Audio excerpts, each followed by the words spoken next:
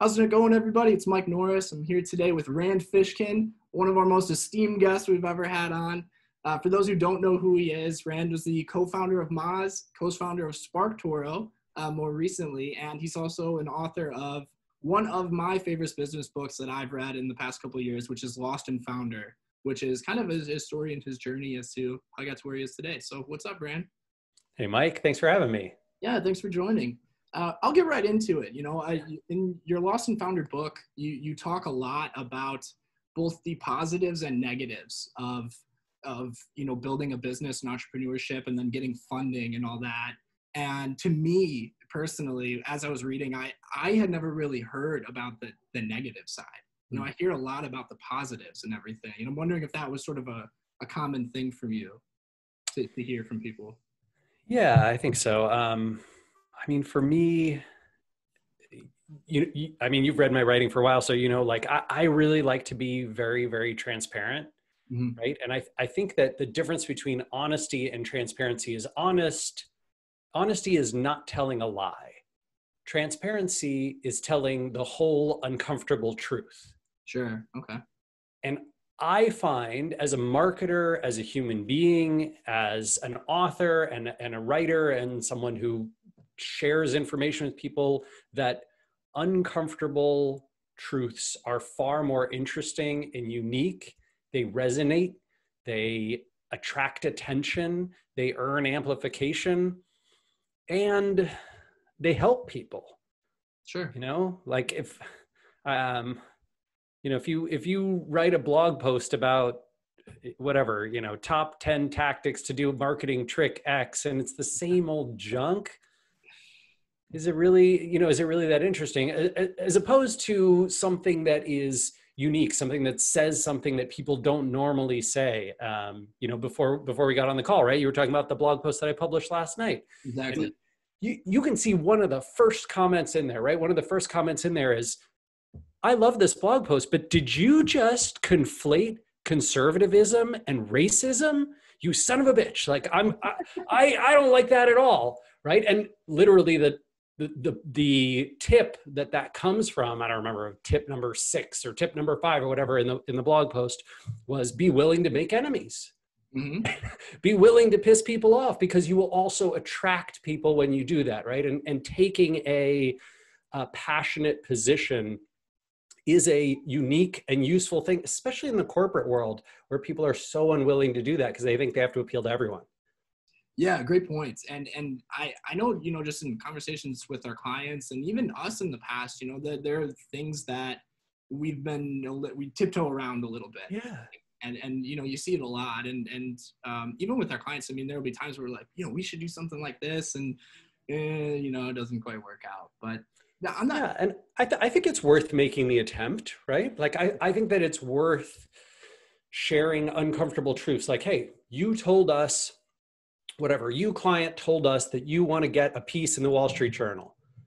Okay, but you also told us that your core clients, right, the people that you are trying to attract who will buy your product is this audience, and very few of them read the Wall Street Journal. Yeah. So this is just a prestige effort to make your CEO or CMO or whatever feel good about themselves. Are we on the same page with that? Like, you're cool with us pursuing this goal, which will not have a revenue impact, but maybe will impress whatever your CXO's parents or something. Like, we know we're doing this. All right, we're in. Like, we all understand each other. That's fine. We'll do the work. But let's just be clear about why we're doing it and how we're doing it and the goals there. I think that there's a lot of agencies, and this is one of the things I struggled with. I don't know, Mike, if you guys struggle with this, but I struggled a lot in my agency years and sort of the early years of building Is Moz consulting, with this challenge of gosh, in order to be a good salesperson in terms of effectively getting business and keeping business, there's sort of little white lies you tell yourself and your clients and your prospective clients, and there's big uncomfortable truths that you never talk about. And I hated that. That drove me bananas. I could not do it. And so, the model of, hey, let me be transparent, put myself out there, and then attract the types of people who are interested in that and who might buy my product. You know, having a product business was a better match for me, I think, because of that Yeah. non-match for the sales side. Well, I was going to ask you a little bit about the pivot to Sparktoro, and I think part of what you just said, resonates with me, at least in terms of this question. But why did you choose? First off, would you even call it influencer marketing? Is that what you would call it? Because I know you're. I mean, so it's really weird, Mike. Like, okay, so 5 years ago, maybe 7 years ago, if you and I were having a conversation about influencer marketing, it would basically mean what today is more called like digital PR and outreach and content marketing and like those kinds of things. Sure. But influencer marketing over the last few years has come to mean pay half naked people to pose with your product on Instagram and pay them $500. And so does Sparktoro do that? No, like we don't help with that at all. In fact, we do have a lot of data from Instagram, but we don't even primarily expose it specifically because we don't want to be associated with that trend and that practice. That being said, if we're talking about the influencer marketing from 7 years ago, right, the digital PR and sort of positioning and audience identification and the sources of influence that affect your audience, yes, we do that stuff. Got it. Okay, that makes sense. And do you see, I know you've kind of been an outspoken critic of Google and the monopolization and everything, and I mean, who hasn't, other than people who work at Google? I feel you, man. I do. I mean, part of me, I guess I'm a little bit torn because it's nice to have everything in one umbrella just for laziness purposes, I guess. But outside of that, no. I mean, I definitely don't agree. So I do think you're right there. But I mean, I'm sure that like all the manufacturers in the 1880s thought it was really convenient that U.S. Steel provided like everything they would ever need. But then there was also like gosh, is that destroying American capitalism and opportunity? I think it is. Maybe we should make some laws around this. And then yeah, no, I feel today, I think we're sort of in the same world, right? Like as consumers, I go to Google. Oh my God, it's a really good search engine.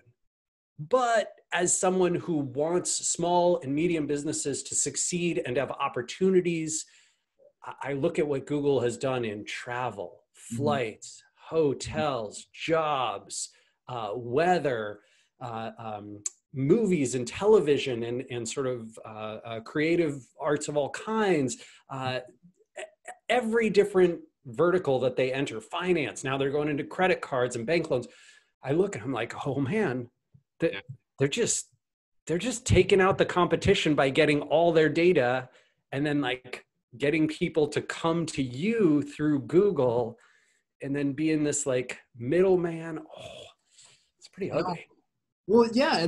So my question for you kind of relates to, the influencer side and also SEO. I mean, do you see a bright future for the SEO world? I mean, is that part of the reason why you kind of shifted gears? Would you say right now, if I was starting a business today and, I had goals that were 10 years out, do you think SEO is a channel I should invest a significant amount of time into? It depends on the business.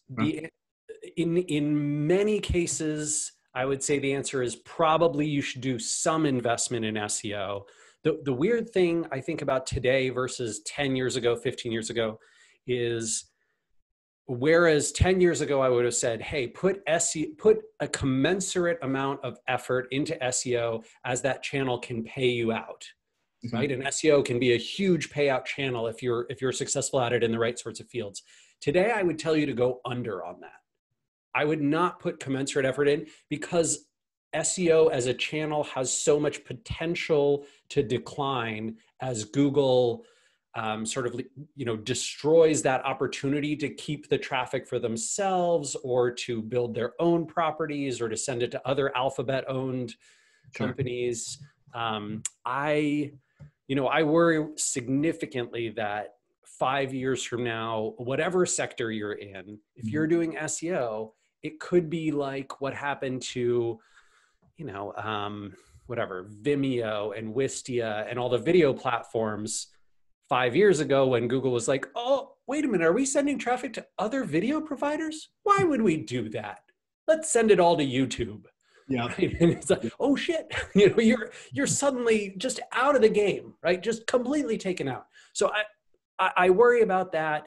And therefore, I would suggest to most entrepreneurs and founders and CMOs and VPs of marketing, take some of the investment that you put in SEO and consider alternative channels that can help boost your diversity of traffic sending sources. Sure. Is it putting all your eggs in that SEO basket feels a lot riskier today than it did a decade ago. Sure. Oh, that makes a ton of sense. And I think you're someone who has marketed organically very well. I think it's easy to say that. I mean, Moz, you know, Moz was a business that really was built on content and SEO, right? Sure. Those first 10 years from 03 to 2013, like that was, you know, incredible growth rate, but really driven by just a ton of people finding our content. The content resonated with them. That was great. But search was 80% of that, 85% of that. Yeah. Wow. Do you still think today, you know, when you craft your content, do you think about the channels that it's going to be pushed out on prior to creating it? Oh yeah, no, very, very heavily. In fact, this is one of the reasons you've probably seen some of my more recent content pieces. I will often feature a photograph because I know that Instagram and Facebook and Twitter and LinkedIn to a lesser extent, the photograph itself is often, it sort of draws people's eye and it focuses folks. And because if you have that photograph in there, you are going to be far more able to attract attention and clicks through those social channels. And social channels for me are the sort of primary first step way that I get traffic. And then secondary is a lot of those people on social subscribe to the email. A lot of those people on social might link to it, might talk about it, might include it later, might have me on their podcasts to talk about it, right? Like, yeah, all those kinds of things. And then it might rank in Google as well. So, you know, there's all these sort of second order effects, but social is sort of the first mechanism for promotion. And because of that, I want to play to those algorithms and the expectations that people have when they're consuming content in those channels. That makes sense. So social is your primary focus. Do you think social should be the primary focus for others as well? Or is it a little bit more up in the air? Yeah. So let me clarify my answer there. Okay. Social is not my primary focus, but it is my initial primary focus, right? Like it's the first way that I kind of earn attention and traction. And then all these other channels, which I also put effort into. You know, we put a good amount of effort into email. We put a good amount of effort into one-to-one relationships. I'm obviously using a lot of other people's platforms and you know, old school, right, digital PR, what used to be called influencer marketing, those kinds of things, and search, right, SEO as well, absolutely. And all of those channels come sort of after the initial push. And so that initial push is where my focus is. I think almost everyone who is creating or amplifying content should probably be using social at least a little for their initial amplification. That's just because so much of the world that consumes media online pays attention to some combination of Twitter, Facebook, LinkedIn, Instagram, Reddit. Yeah. Depending on your niche, TikTok and Snapchat, depending on your niche, maybe, stuff like Reddit or YouTube, right? Some of those more Pinterest, like more content publishing channels, but those algorithms dictate a huge portion of what we all see every day. And so playing to them in order to get that early adoption and traction, that initial push is a pretty smart idea. And then, you know, I'm not telling you put all your eggs in those baskets. I'm just saying optimize for those. And then you can also do well with search and with remarketing and retargeting and ads and email newsletters and subscriptions, webinars, whatever it is, right? All the remixing and redistribution kinds of content opportunities that exist. Sure. So multi-channel approach in short. Yeah. And you don't have, like, if some of these don't work for you, fine. If you, for example, are like, oh God, I just despise, I hate being on video. I never want to be on video. Then you're not going to be great at it. Yeah. Don't do it. Suck at it. Yeah, you're going to suck at it. So great, fine, do other things, right? I'm not telling you, I'm not Gary Vee. I'm not like, you must be everywhere all the time. Why aren't you TikToking, Snapchatting this right now? And I am, I'm pretty anti-hustle culture. I hate that shit. But I do find value in multiple channels because I think there is some serious risk in relying on only one channel long term. I just think you find the ones that resonate with you and resonate with your audience that you're uniquely good at, then you've got a real match. Perfect. Yeah. And I think there are some people here who are going to love that Gary Vee impression when I show them. I will admit, I haven't watched much of his stuff in a while, but no, so I'm not sure. Maybe he's evolved. He may be a little less. So is that kind of where Sparktoro can come in? Is with some of that social traction, really, where let's say I'm a new business and I have a small social media following and I'm having a hard time with organic reach. I mean, I'm finding more and more that I probably need to pay for visibility, wherever I go. Is that, one way that you might be able to get some reach that appears a little bit more organic, even though you're kind of paying for it? I mean, I think that Sparktoro has a wide variety of customers and use cases, even wider than we expected. Sure.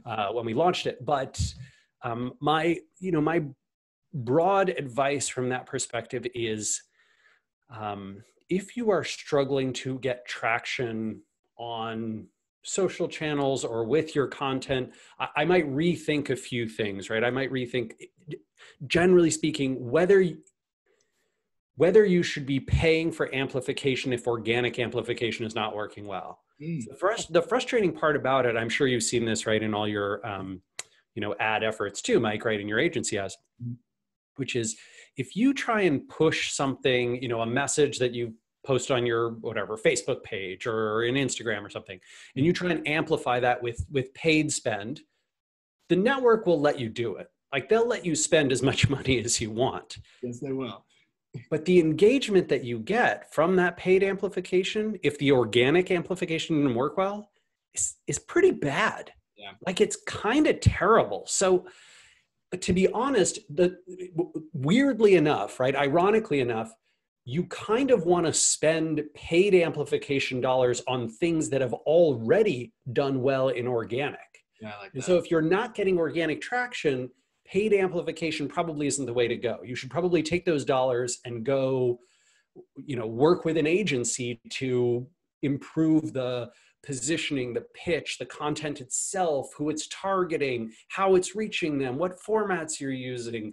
Maybe text-only blog posts are not the way to go and you need something more visual. Maybe you need to enter the world of data journalism. Maybe you need some interactive tools, maybe whatever it is, right? Like, evolve what you're doing and how you're doing it, rather than thinking, well, we'll throw another 50K at Facebook this month and that'll bring enough people. Take that 50K and, go hire a good agency. I've become, in my Moz days, I'm embarrassed to say, even though Moz used to be an agency, Moz, the software company, I think hired one agency to do one campaign ever.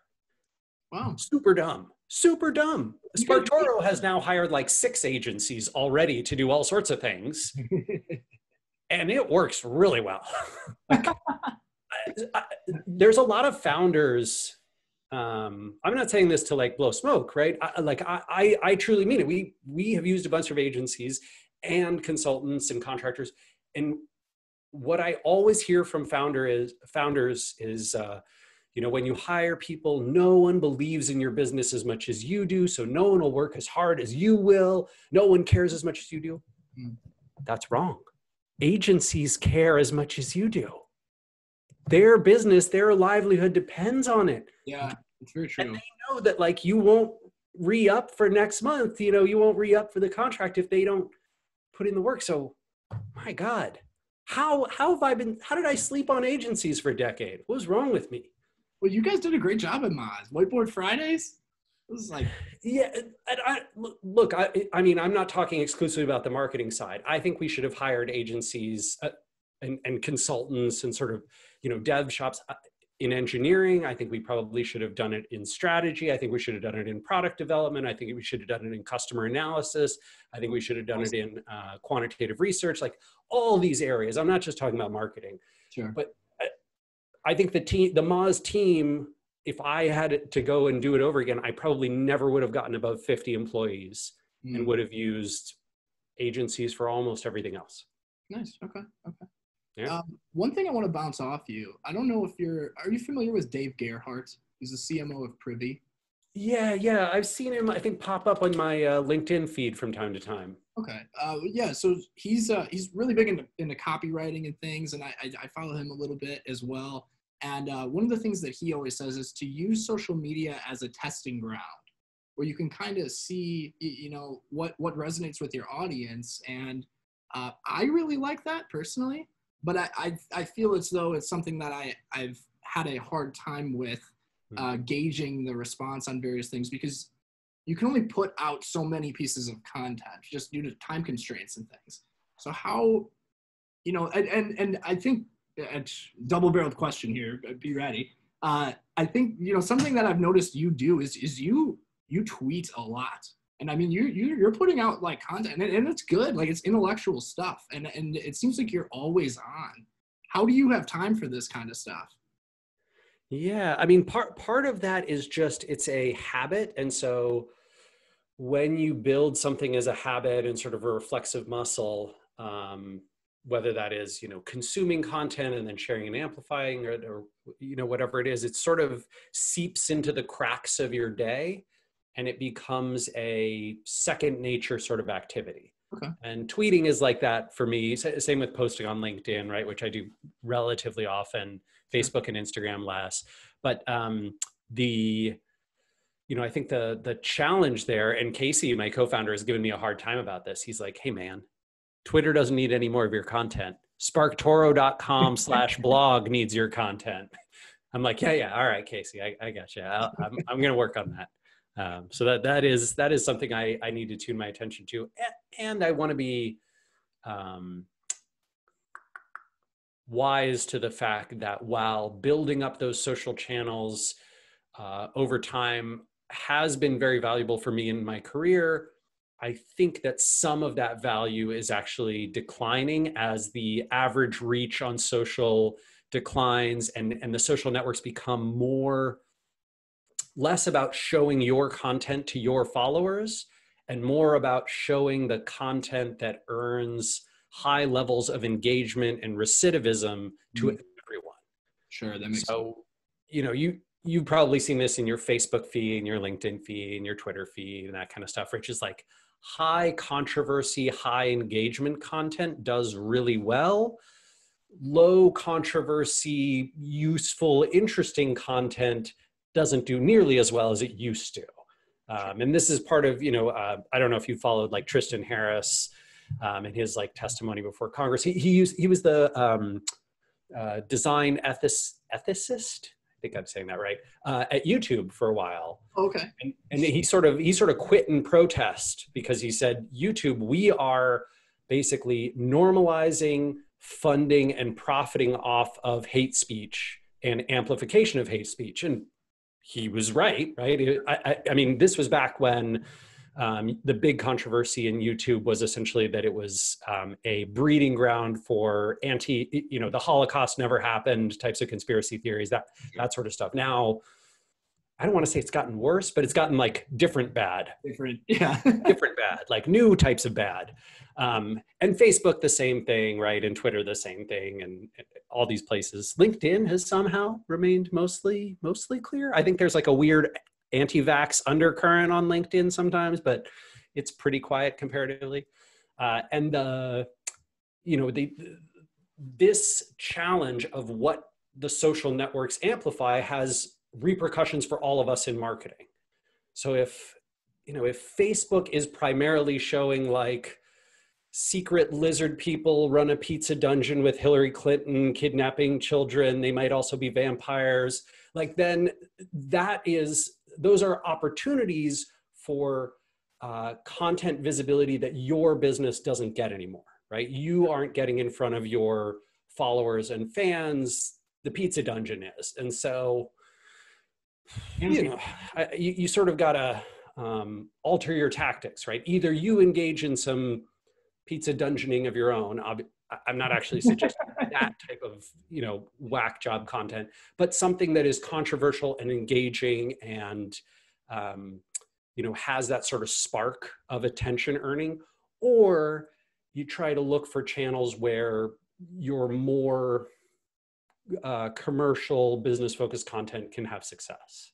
Okay, that makes sense. Yeah, and I know I've kept you for a while here, so I don't want to keep asking too many questions, but I'm loving this. Yeah, let's do it. What do you think about the whole TikTok? Microsoft might be buying them. They might be banned from the U.S. What do you think of that situation?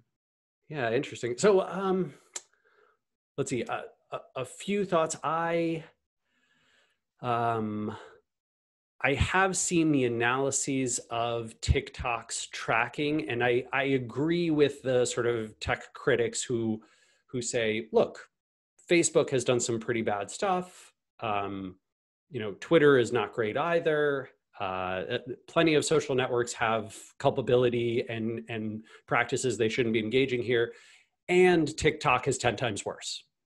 I think that is, I think you can make that argument coherently, no matter what side of a political spectrum you might be on. I think that's a true statement. And also it is true that the Chinese government operates pretty differently from most other democratically elected governments. And I think as world citizens, like there's reason to be concerned about that behavior and whether you want to encourage that and whether that's sort of a vision for the planet's governments overall that you want to see or not.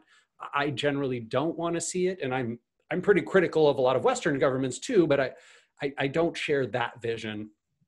And I think that it is very difficult for me to politically understand whether the motivations behind the Trump administration's like, we should force a TikTok sale in the US to a US company, or we should ban it.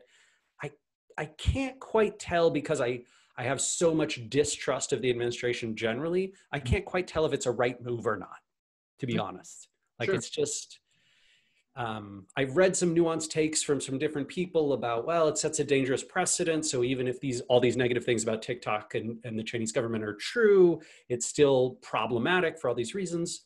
Okay, I agree with that.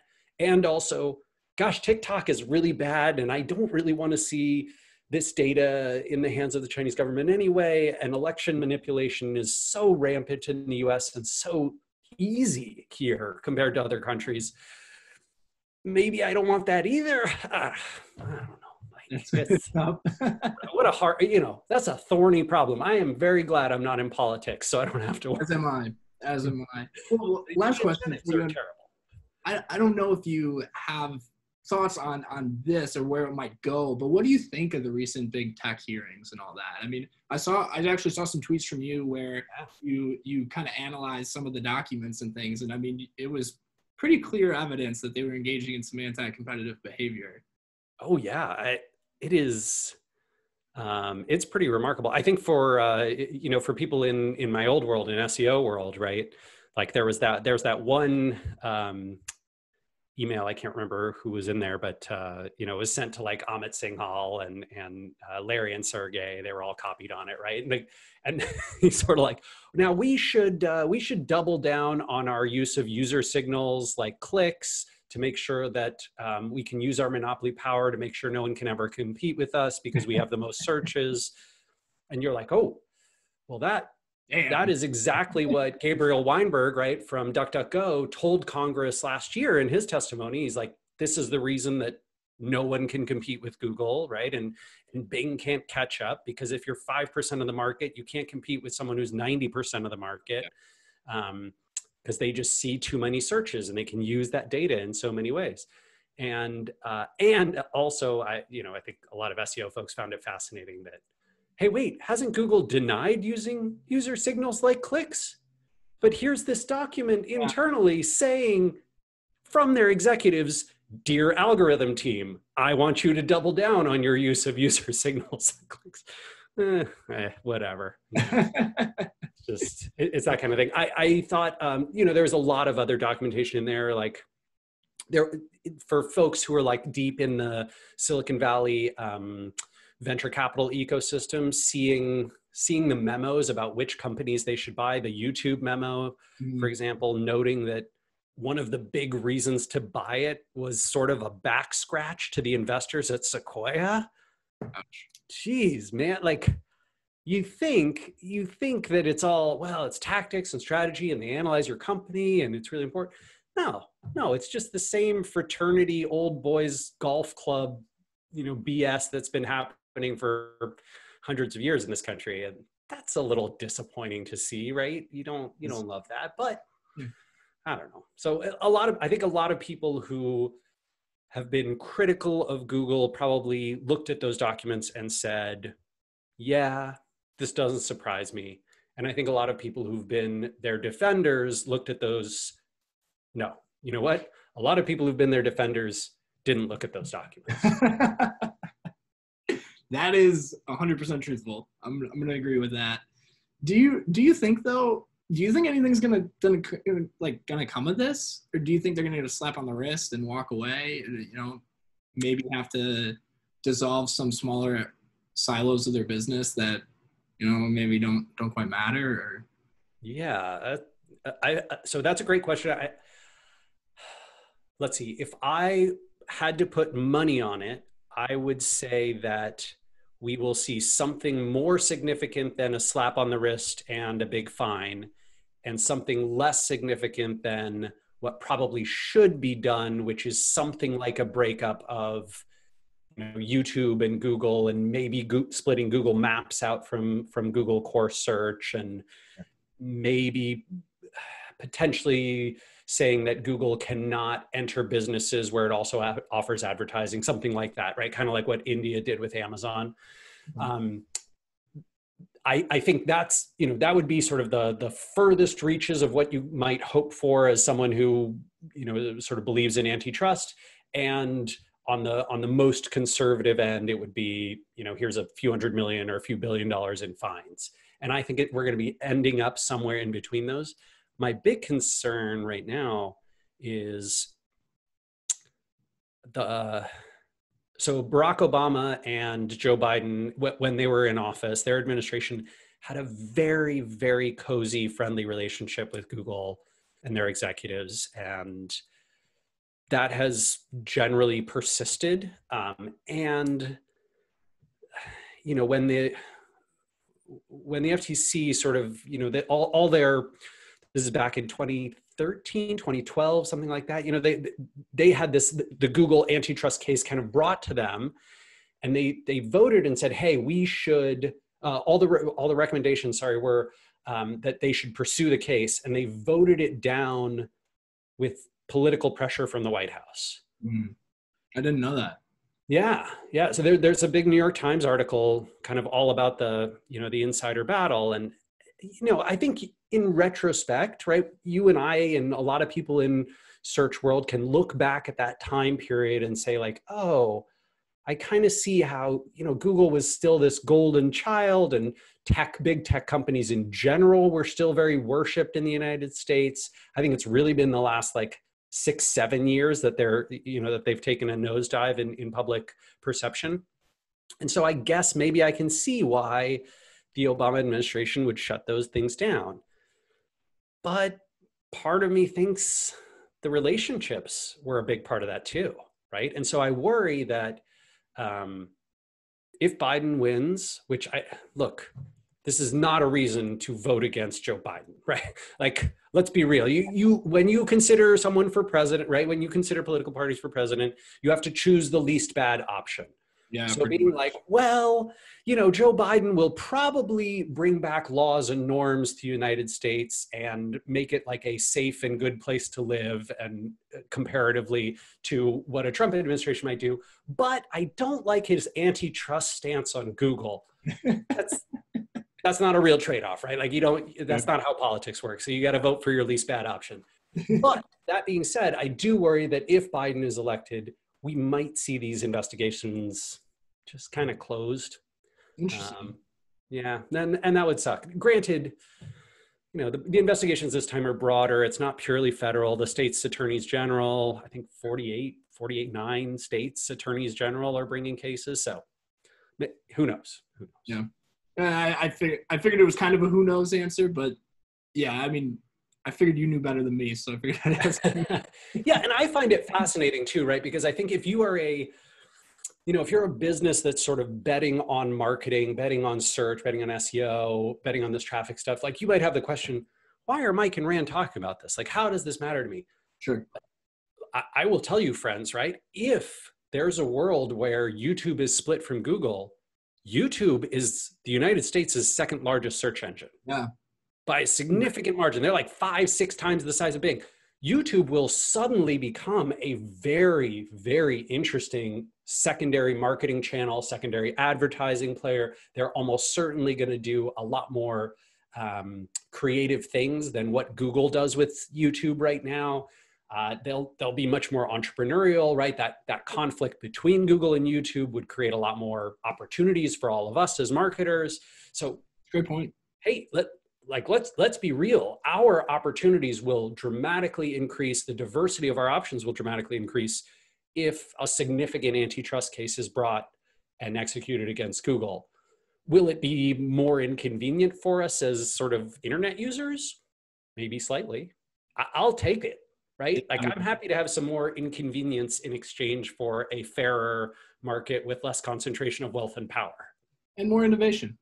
And the innovation, like, I mean, no offense to YouTube or Google Maps, but they did a ton of innovation when Google was trying to basically protect its pie, right? Protect its core search. And the innovation the last 7-8 years has been very marginal in comparison. I agree. It's so fascinating to me to like have that brainstorm imagination of, gosh, what would Google Maps do if it were its own company competing against Google? Great thoughts. Wow. Great thought. Yeah, I mean, this is what excites me about potential antitrust action. I think if you break up those companies, it's not like breaking up, Ma Bell and AT&T. You don't have like 5 regions with monopoly players. The internet, anybody can go to Maps, anybody can go to YouTube, anybody can go to Google. So they got to compete. Like, they are competing for every visit now. I love it. Yeah. Well, thank you so much. I know I've taken more of your time than I promised I would, so I really appreciate it. These have been some amazing insights, and why don't you go ahead and let people know, where they can find you or your book or anything like that? Sure, yeah. So, yeah, if you want to check out Lost and Founder, that is available in all sorts of bookstores that you're not allowed to go into anymore. But you can order it online anywhere. IndieBound can help you find a bookstore locally that'll sell it to you over the internet, or Amazon or Powell's. Those are all good places. As far as Sparktoro, if you want to try it out for free, you can just go to the homepage and start searching. It's sparktoro.com. And if you want to follow me, I am most active on Twitter, where I'm @RandFish. And I do recommend, if you watch this whole thing, first of all, kudos to you, because this is very long. But if you are still watching, check out Sparktoro and just perform some free searches, because it's really cool. And I think you'd like the insight that you see. Thanks, man. I appreciate it. No, it is. I mean that. Not blowing smoke. Like you said earlier, I'm not blowing smoke. Not blowing smoke. All right. Well, thank you, Rand. Take it easy. Pleasure, Mike. Thanks for having me. Take care.